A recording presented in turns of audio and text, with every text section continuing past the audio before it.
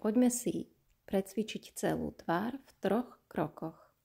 Prvý cvik je zameraný na spevnenie podbradku a zvýraznenie kontúry tváre.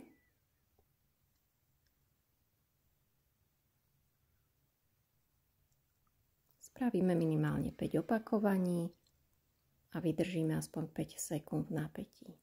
Druhý cvik je zameraný na posilnenie líčok.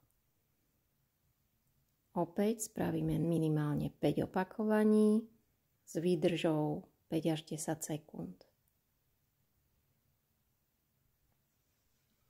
No a posledný cvik je zameraný na posilnenie kruhového očného svalu. A opäť spravíme 5 opakovaní s napätím. V napätí vydržíme 5 sekúnd. A za pár minút máme precvičenú celú tvár.